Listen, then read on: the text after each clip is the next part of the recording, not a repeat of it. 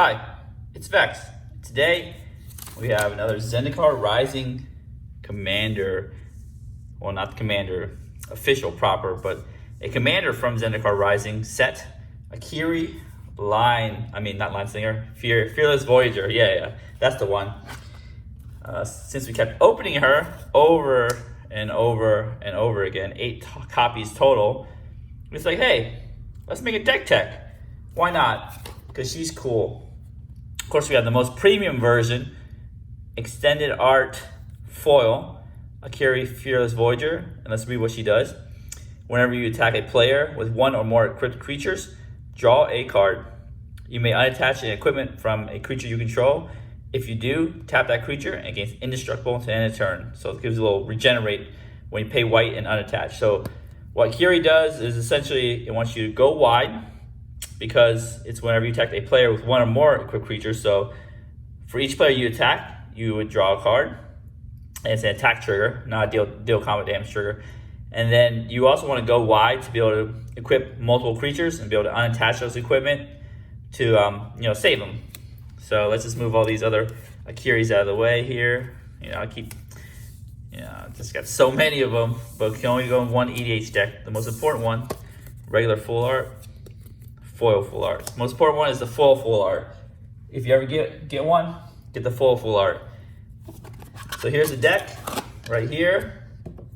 Of course, we always have our tokens, right? Don't leave home without your tokens. So we try to full out as many tokens as we can. Almost all of them, not quite, close. So this Akiri is all about equipment, attacking.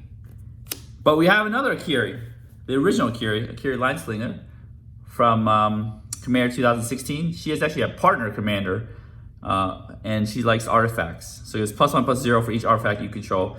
And because she's a partner commander, why not partner with another Boros commander, Bruce Taro?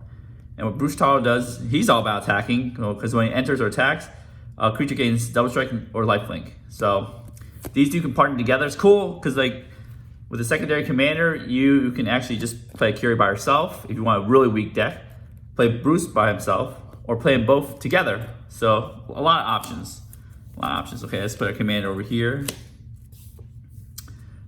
All right, so we have another secondary commander, tertiary commander, what you want to call it, Zerta the Dawnwaker. So we do not fulfill the companion requirement, even though we probably could if we try really hard, but we don't want to. But the most important part is the abilities you activate that aren't mana abilities cost 2 life to activate. So essentially, what we want to do is reduce the equip cost of equipment so we can unattach it multiple times with this Akiri right here. To save your creatures from a wrath or just kill spell. So it's a cool secondary commander, reduces the cost of your equipment. And then what we'll go next into is the equipment itself. So I've actually ordered these not by casting cost, which I usually order my cards by, but I've actually ordered them by equip costs. So that's the most important cost, because when on the battlefield, you're gonna equip, unequip a lot. So yeah, Lightning Greaves. But before we go into that real quick, the idea is, the cool part about her second ability is that you just send a guy into the red zone, even though you know that your opponent can block and kill it, and just pay the white to unequip. So you're kind of like sending things into the red zone to draw cards. So this is really good card draw in Boros. I know Boros is one of the worst guilds inside Commander, but she has amazing card draw because of her second ability. So Lightning Greaves, back to the equipment here. Lightning Greaves, it's a staple in Commander, but the cool part is equip 0. You can unattach it, you can attack, unattach it, and then your second main phase, reattach it for free. It's great. Shuko, the only reason we have it in the deck, we don't care about the bonus. We can just equip and unequip for free. Massive Memory. So we are attacking, and we do love our card draw. So this gets us more cards, and it's a very cheap equip cost. Swiftfoot Boots, just like Lightning Greaves. Instead of cost 1, but it's very cheap. All right, so here the equip cost 2, so our ones are dwindling here, but remember, Zerta can reduce this to 1 if you have it, but Shadow Sphere is really good. And sometimes you don't even need Shadow Sphere to be equipped on a creature. It still has another ability that you can activate whenever. is permits your opponent's control lose hexproof and indestructible. This is extremely important because nowadays a lot of opponents, sometimes they want to do Voltron, they got indestructible, they have flawless maneuver, Boral's charm, all this stuff. So Shadowsphere is very good for that. You need some ramp and Boral, so you always play Sword of the Animus when you can. I highly recommend every Boral deck play this because it helps ramp. Your commander wants you to attack a lot. So Trailblazer's Boots allows you to essentially be unblockable, non-basic land walk. I mean, come on, let's be real. Only like a handful of games where I've seen somebody play only basic lands. They're always playing non-basic lands because everybody's stuffing as many colors they want onto their commander. So basically unblockable. There's Sword of Feast and Famine. I mean, it's the best sword out there. Equip 2. You just attack the green-black player. Unblockable. Deal some damage. Draw a card. Make a discard card. Untap your lands. Very good. Sword of Fire and Ice. Very good. So this is one of the newer swords from Modern Horizons, Sword of Sinew and Steel. And I really like this because it gives you like a little color balance here. I know there's no white sword because who plays white except for us, right? But you can destroy Planeswalker or artifact. The artifact part is really important because you do want to destroy all those crazy artifacts running around. Blackblade Reforge. I mean, we want to do some damage. I know it doesn't have a cheap equip cost, but equip 3 isn't that bad on legendary. There's other cards in here that let you cheat equip costs. So Blackblade Reforge gets really big, really fast, and plus is really cool art. I mean, how can you deny that's cool art? You're playing Boros, you gotta play Sunforger. I think no matter what Boros deck you have, unless you're doing some weird control, weird thing, you play Sunforger. You can unattach it. Just to search your library for, an instant with convert may cost 4 or less. The thing is, you can search for your protection spells like Teferi's Protection. You can search for Chaos Warp. You can search Source for Plowshares, Boros Chart. You can search for all these cool spells, defensively and offensively. Of course, we have red.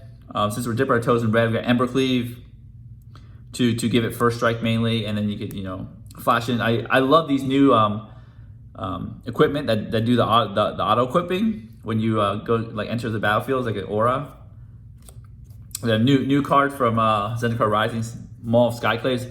I love this card. The reason I love this card is it gives it flying. That's very evasive. It does auto equipping and it gives it first strike. I mean, it's hard to kill the creature that gets the Maul because you have to do enough damage to have enough toughness to survive first strike. Have a flying creature on top of that. And then who knows what other equipments you have on your guy that you equip them all Skyclaves on. And it's cool that it auto equips, so you pay the 1 white and unattach with Akiri if you need to. Another auto equip. This is like the auto equip Lord right here. This auto equips and lets other equipment auto equip. So this is amazing here. And it gives you your creature indestructible array, so you technically don't need to unattach your hammers on. I love the auto equip ability of this. Host of Helms. So we are playing a 1 combo in this deck with Godo, which I'll get to him. But essentially, you want to copy whatever you're equipped to. I know it's equipped 5. You're not unattaching it very often, but there's ways to cheat equipment costs in this deck, and we'll get to that too. Really good to copy things. So essentially, we have Sigarda's Aid. Again, the auto equip enchantment. And let's just play enchantment at flash speed. Don't forget that. So if you're attacking with Akiri and she says she's not equipped, somebody blocks, you can flash in equipment, you can auto equip and then unattach to give Akiri indestructible and stuff like that. So it's really cool.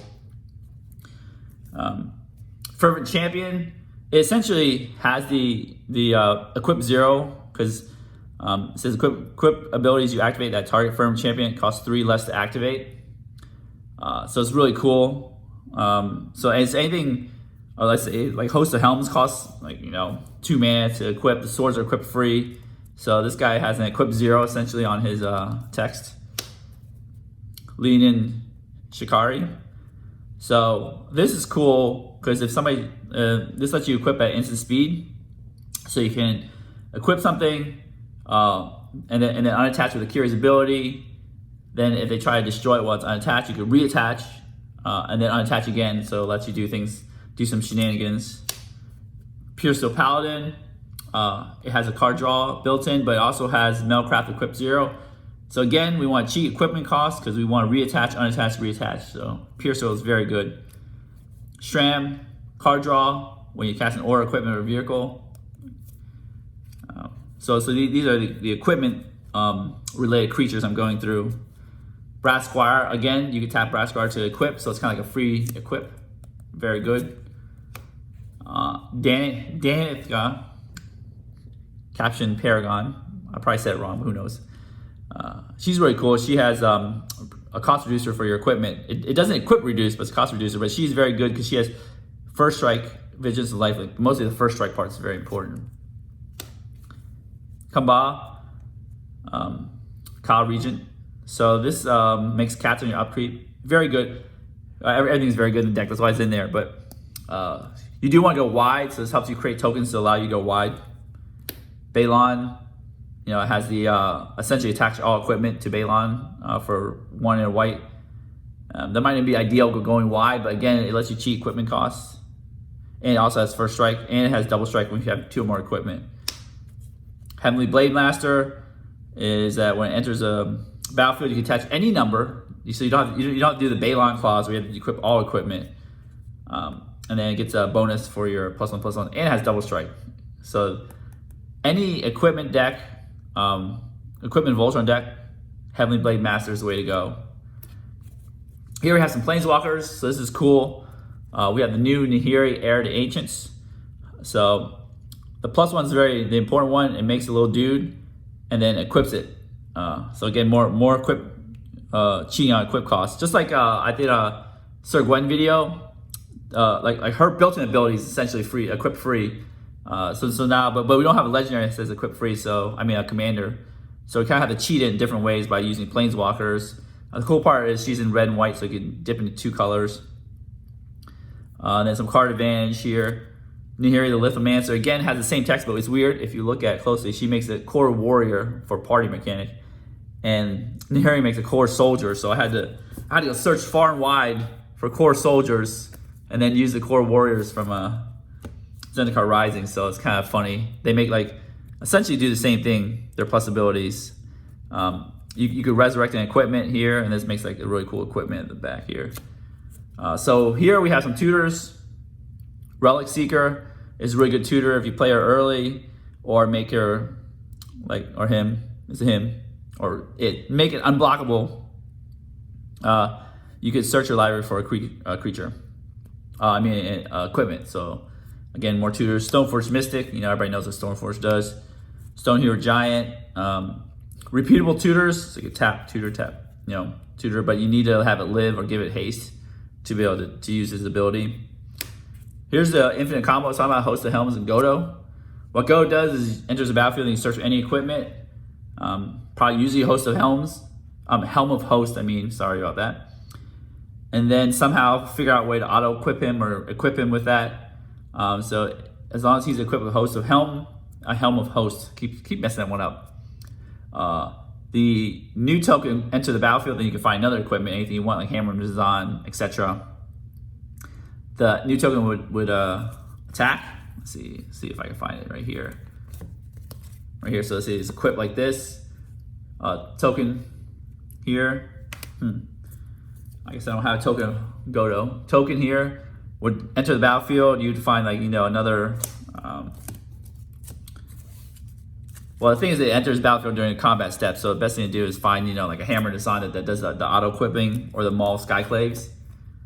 You would have this new Godo enter in the beginning of combat. Equip, search out Maul Skyclaves, have a auto equip, attack, right, and then when he attacks for the first time each turn, which would be the clone, you would untap it and all samurais you control. After this phase, there's an additional combat phase. So what you do is you untap, and because of the additional combat phase, Helm of Host will trigger again.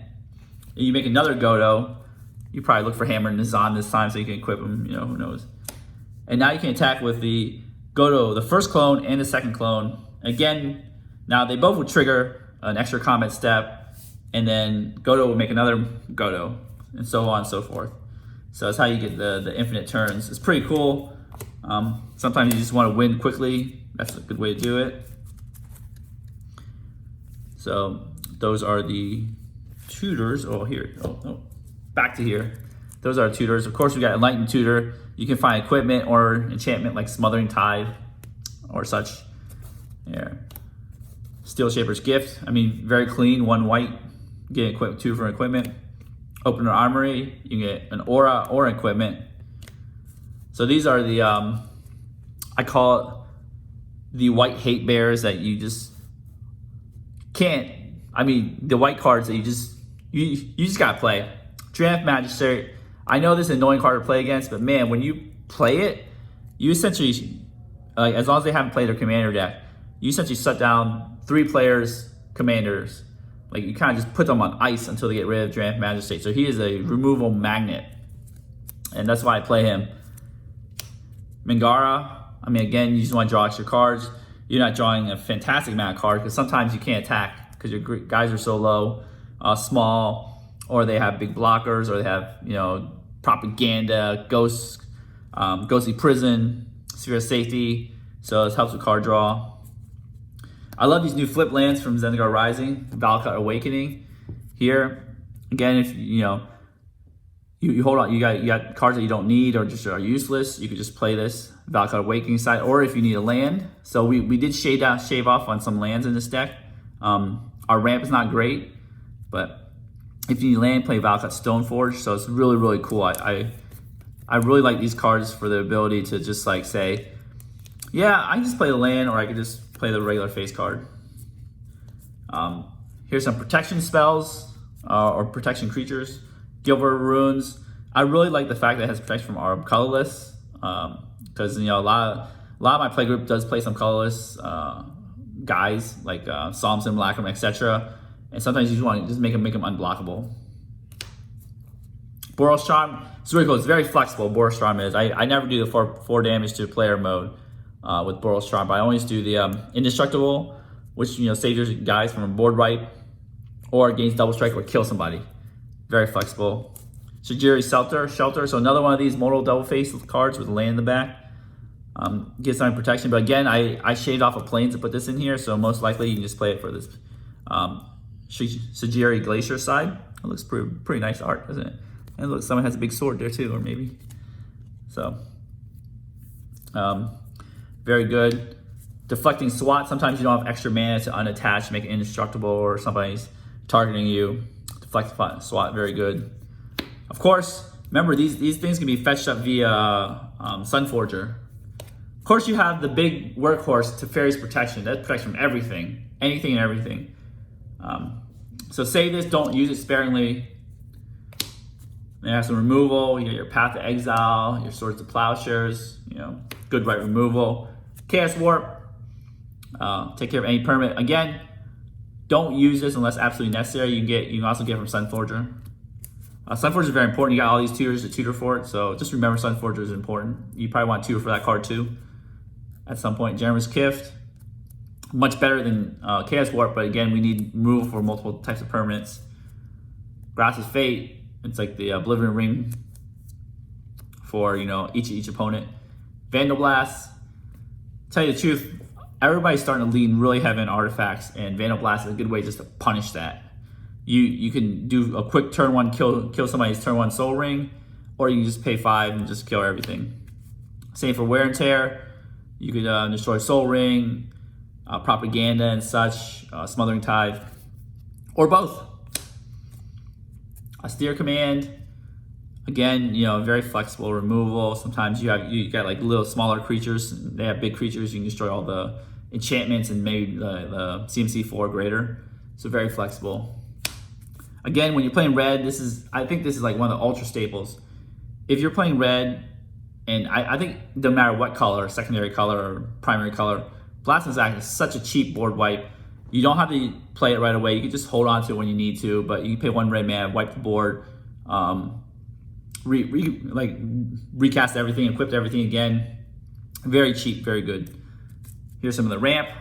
You got your classic Soul Ring, Wayfarer's Bauble because you're in Boros, Arcane Signet, Boros Signet, Talisman of Conviction. So it's all the Boros ramp cards I could put in here. Mind Stone, has a little card draw in case you need it. Land tax, Gray on turn 1.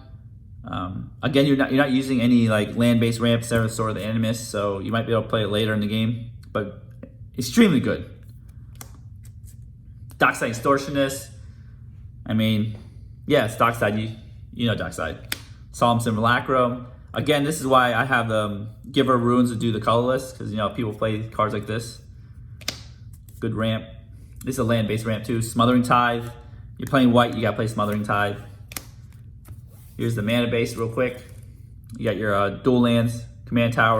We got this new dual land, the Pathway cycle, Needle Verge Pathway, and Pillar Verge Pathway. Actually, I should just keep it default white because I'm playing for white more often. Again, your commander wants you to play more planes because of this white like unattached.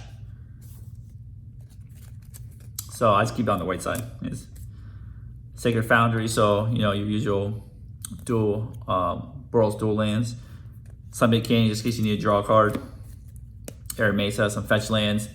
So again, they're there just in case you don't get your red mana, but like after you get your enough red mana to cast your spells, I advise getting more and more white mana because you're taxed on white mana with your commander.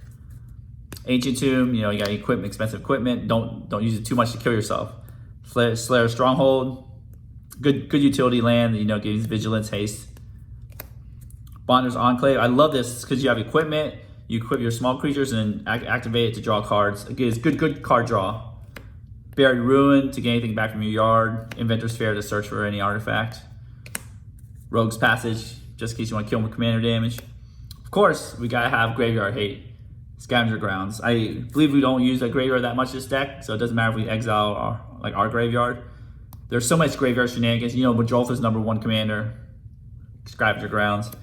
A bunch of basics to fetch out new Zendikar Rising. Foil basics.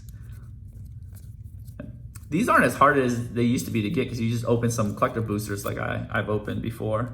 Oh, and I forgot one more. Manland. Needle Spires. It's double striking.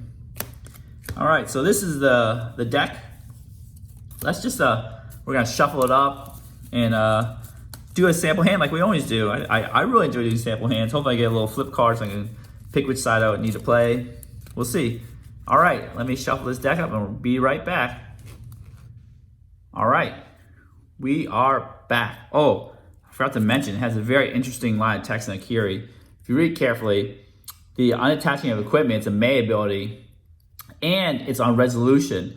So imagine if somebody tried to kill Akiri, you pay white, and in the middle of that activation that goes on the stack, and someone tries to kill it again, you can pay white again, and then unequip it for your second ability, and then let the first one do nothing.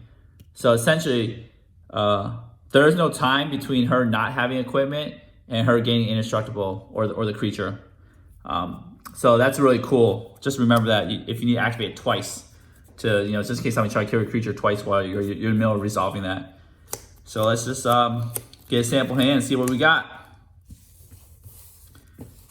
All right. Boom. Oh, we got one of those modal double face cards. But it seems like we got a bunch of lands, 5 lands, so we don't want to use a land. Maybe. You know what? This is still a maybe because we still want mana. We want to use these to fetch white mana because we got a mountain right here. We got colorless, and we got this talisman, so we have a lot of things going on. All right, this is a good hand. Let's just start. We got a piece of ramp, except for an equipment, so we don't know which turn we want to play it on. We don't have any cheap creatures to play at first, so let's just see what we got. Turn counter. Oops, turn 1. I'm throwing things here. Turn 1 here, draw a card. Draft match. Oh, makes our turn 2 play harder. Play Terramorphic Expanses, comes to play tapped. Let's get ourselves the planes, right, to play tapped. Boom. I know, no turn 1 Soul Ring. We always wish to get that one. Oh man, turn 1 Soul Ring would be insane if we could play Traveler's Boots or something. Or our Talisman turn 1. So next turn we'd have 5 mana. I know, that's how Soul Ring changes the game. It makes it, your mana advantage insane. All right, so turn 2. We got Battlefield Force, so we got more white mana. Okay. So we can play this. So we have choices. I think what I want to do is ramp. Ramp Magistrate doesn't matter that much usually, unless your opponents, are ramping really hard. It depends. If your opponents have very cheap commanders, Ramp Magistrate is the way to go. Let's pretend our opponents have like Majolthas and Goldosas, really expensive commanders. We don't have to worry about them yet. We'll play our Talisman of Conviction. So third turn here. We got Plains. Okay, that's sweet. All right, so now I have 4 mana. So now we can play our Ramp Magistrate, no problem. Right here, and then play our Trailblazer's Boots. Right there. So it's not time for Akiri yet, but there we go. And then turn 4, we'll untap everything. Did a little ramping. The opponents hate us now. Oh, more lands. Okay, so sweet. So you see all these lands? We use Valakut's Awakening not only as a land, but a way to get rid of half this stuff. But we do want to play land now. So we'll actually play Prismatic Vista here. So what we do is you have 5 mana. Do we want to play Akiri? I think we can start playing Akiri here. Play crack Prismatic Vista or something. I think I will get in our Plains. We have a red here, and a Battlefield Forge in our hand, so I think we're good there. All right, so we're gonna tap 3. Let's tap this way so we take less damage. Right, we don't want to play a red card. There's no red card we want to play anyways. Actually, let's just tap this way just in case we draw a cool red card. And then we'll tap 2. Oh, never mind, didn't matter. Equip Ramp Magistrate here. We shut down all of our opponent's game plans with this. We'll attack. Right, attack trigger. Draw a card. All right, Helm of Hosts. Okay, we do not have 9 mana to play and equip that for now. So that was a good turn. We don't have that single white, so we're vulnerable. But the thing is, like, if our opponents want to play the game, they have to remove this guy before they remove Akiri. So as long as we get an untap, we can protect Ramp Magistrate. So let's say they have nothing, we untap. Now we're protected. Now we're gonna keep this Plains aside just to protect our Ramp Magistrate, because it is really shutting down all the opponent's game plans. Turn 5, draw a card. Shadow Sphere. Okay, that's sweet. Okay, let's play our Inventor Sphere here. We will cast Shadow Sphere for 1. And I think what we'll do is we'll pay 2 to equip it to our Akiri Line Slinger. Right, so now we have the 2 white mana over here to essentially protect both our creatures. Equip cost is cheap, so next turn we have to unequip here. Actually, we got red mana left over too. We got plenty of mana. So I would actually tap it differently. I would keep the 2. There you go. So you have 3 activations in case you need to activate twice. Let's say hypothetically we attack with both. This guy's unblockable. This guy's +1/+1 and trample and lifelink. So 4/4.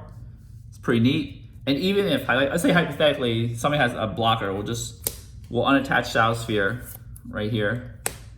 And then give it indestructible, but we still draw 2 cards from a draw trigger. Also got swords. Oh, sweet. Lightning Greaves.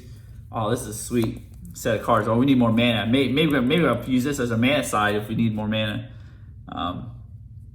What we could do is we could just re-equip Shadow Sphere back to Kyrie. Right here, so turn 6. I know we don't have big creatures here, but let's say hypothetically we unequip here to protect our Ramp Magistrate. So turn 6, we draw a card. Do we have 3? We have 3 artifacts to gain life. Heavenly Blade Master. Oh, we don't need that. Oh man, that's how you equips Helm of Hosts. So let's just save that for later turns. We play Helm of Hosts 1 turn, and then play Heavenly Blade Master to auto equip, and that'll make a clone of Heavenly Blade Master and auto equip that one. Very good value. All right, let's play our land here on turn 6. Lightning Greaves. Right, we'll play Lightning Greaves here. We'll auto-equip Lightning Greaves to our Ramp Magistrate if he's still alive. Equip Trailblazer Boots there. So now we have Swords Posture in case anything happens. We'll just attack with all our creatures here. Again, we'll do the same thing. We'll unequip Akiri if necessary. It's untapped. To protect her, do a draw trigger. So now we're just floating tons of cards here. We gotta start deploying these cards faster. We need more mana. But that's essentially how the deck works. Dram Match Rate is such a powerful card. Include it in all your white decks if you can. I know sometimes I don't include it because it's obviously not fun to play against. But hey, it's part of Commander now. Always pack removal spells because cards like this. So this is our hand. We have 7 cards on our hand on turn 6 in a Boros deck. It's pretty cool. We've used most of our mana. We have some protection here. We have protection with Akiri. So that's pretty good, pretty cool. This isn't quite like a Voltron deck, so I can go wide. I actually really like Voltron decks. I do want to do a Voltron deck tech soon. I think it'd be really cool. Maybe with Sigarda or something with like natural hexproof versus like an indestructible thing that you have to pay mana and unattach. You have to unvoltron yourself to keep yourself alive. So I really enjoy this deck. My question is to you is, do you like Wizards' approach to these Boros cards? I mean, it's a really again, a signpost card to play equipments, but it gives you card draw. And also, do you like Wizards when they always have 2 abilities? Have one ability and another ability. Eventually, like every legendary is gonna have 3 abilities. It seems like where the direction Wizards is going, but I do like these cards because it's very narrow. It's not like just quote unquote generally good, like good stuff. Like what is it? Korvold and Golos and Kenrith. Those are just like good stuff commanders. They're just good in their colors. This is like very niche commander, but it really helps with card draw and then protection. So I honestly like the direction that these cards are going because they're niche cards. They're not like, hey, just put me in every deck. Every Jund deck is just a Korvold deck. If you're not playing Korvold, you're just not playing Jund. Stuff like that. So I really like this kind of direction Wizards going with these kind of cards. Leave your comments, your answers in the comments below. Don't forget to, if you enjoy the video, like this video, smash that subscribe button. If you enjoy my content in general, I have started a Patreon. The link's in the description. The deck list is in the description. Everything you need to know if you want to contact me, support me, is in the description below. And as always, have a wonderful day.